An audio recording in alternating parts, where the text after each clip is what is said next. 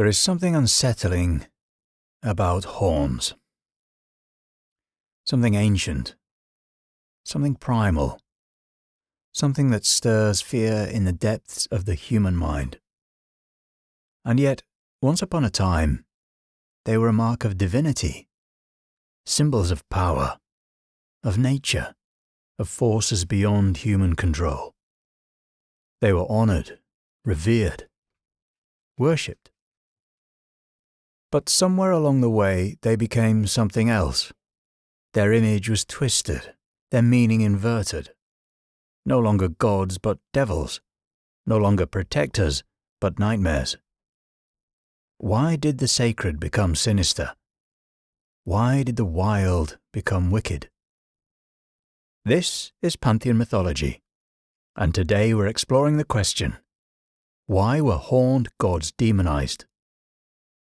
If you, too, want to be a horny one, check out Pantheon Apparel, our clothing brand inspired by myths, folklore and legends. We ship worldwide and are rated excellent on Trustpilot.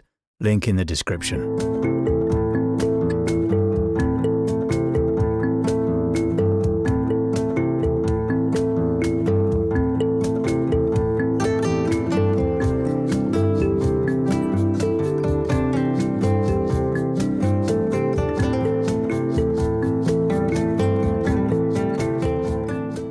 For most of human history, horns were not a mark of evil, but of power.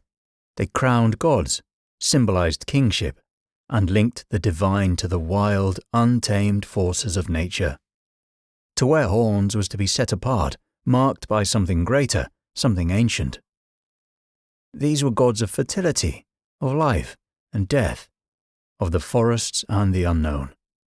They did not answer to civilization, they stood outside of it. And for a time, they were revered. One of the most mysterious of these figures is the horned god found in Celtic imagery. He is never shown wielding a weapon, never seen ruling from a throne. Instead, he sits cross-legged, a torque in hand and a serpent in the other, surrounded by animals. His name, Cernunnos, is known from a single inscription. But his image appears across the Celtic world, always the same, watchful, silent, not a figure of war, but of nature's raw energy. He does not conquer the wild, he exists within it. To the Greeks, another horned figure dwelled at the edges of civilization, Pan, the god of shepherds, forests and desire. With the legs of a goat and the horns of a beast, he was both playful and terrifying. His music could charm the gods, but his presence could fill men with an irrational terror so great that his name became the root of the word panic. He was not a god of evil, but he was unpredictable, uncontrollable.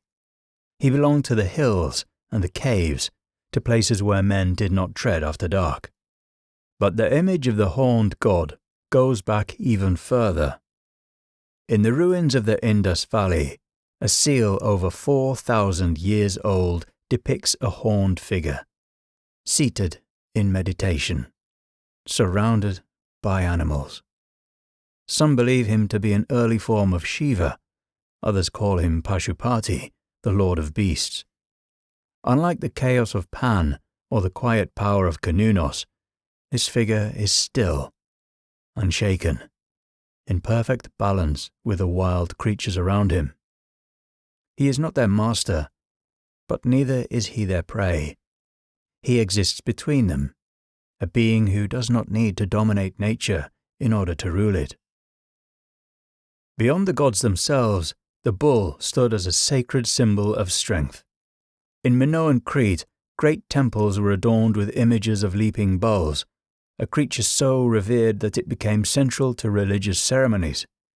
In Mesopotamia, kings aligned themselves with the bull's raw power, seeing in its strength a reflection of divine authority. And in Egypt, the Apis bull was worshipped as a manifestation of the gods themselves, a bridge between the human world and the divine. Even in the Old Testament, the Israelites' worship of the golden calf suggests that, at one time, the bull's sacred status was undeniable. These were not monsters. They were not devils. They were gods of fertility, protection, nature, and the cycles of life and death. They stood at the threshold between man and the wild, between order and chaos. They did not belong to cities or temples, but to forests, fields, and mountains. They were forces that could not be tamed, and for a time they were honored. And so the horns that once symbolized strength, kingship, and divinity would soon become the mark of the damned. The rejection of horned gods was not passive. It was a process that unfolded over centuries. Their names, their images, and their sacred symbols were systematically rewritten into something monstrous. This process was driven by those who needed to establish a new religious order, early Christian theologians, church leaders, and rulers who sought to unify their people under a single faith. To do this, they had to erase the past. And for horned gods, whose presence was too deeply embedded in cultural memory, erasure was not enough. They had to become something feared. The first step was corruption. Horned gods had long symbolized fertility, nature, and the forces that existed beyond human control. But to the early Christian church, they represented something dangerous, a connection to the primal, the untamed, the carnal. The gods who had once blessed the fields and forests became tempters, seducers, and deceivers. Early Christian writers like Tertullian and Augustine claimed that these deities of the pagan world were not merely false idols, but demons, fallen angels who had deceived humanity. Over time, this idea extended to gods of nature, fertility, and the wild, cementing the notion that they were tempters and deceivers. Then came iconographic inversion. The horns, hooves, and wild nature of these gods was stripped of their sacred meaning and refashioned into symbols of evil. These can be seen most clearly in the fate of Pan, the Greek god of the wild. Once a bringer of music, revelry, and fertility, his image was twisted into the foundation for the devil. His horns and cloven hooves, which once represented his connection to nature, became signs of corruption. His unrestrained nature was recast as chaos and temptation. By the medieval period, his transformation was deeply entrenched in Christian doctrine. The image of the horned, goat-like devil had become widespread, reinforced through religious art, sermons, and official teachings. Inquisitors and church leaders actively linked horned gods to witchcraft and demonic worship. By the time of the Malleus Maleficarum in the late 15th century, the idea that witches worshipped a horned devil had become widely accepted. The book reinforced fears that lingering fertility traditions and nature-based rituals were, in fact, secret acts of demonic worship. In time, the fear of horned figures became embedded in the collective psyche. The horned gods of Europe became demons, and those who still called upon them were labelled as witches, sorcerers, or heretics. The horned figure watching over the forest no longer blessed the harvest. He lured innocence into darkness. This was not just religious evolution. This was a systematic campaign to reshape belief itself. Horned gods had not simply been left behind. They had been made into something to be feared. And those who refused to forget them were branded as enemies of the new order. Throughout history, horned figures have been more than just gods. They've been symbols of uncontrollable forces. So why did the idea of the horned god as evil last so long? It's not just religion that condemned them. It's civilization itself. At the heart of this fear is the wild, the untamed, unpredictable forces that challenge order. In a world where humanity sought to impose structure, the horned figures stood as reminders of what lay outside that control. and even after they were demonized by organized religions, the fear didn't vanish. It lingered. Krampus, the Christmas demon who punishes misbehaving children, is one such example. His horned, monstrous appearance echoes ancient figures tied to fertility and the forests, where the boundary between good and evil is not always clear. Just like the ancient horned gods, Krampus existed in spaces where civilization didn't tread, the wild, where danger and unpredictability lurked. The forest itself became synonymous with danger. In folklore, deep woods are never safe.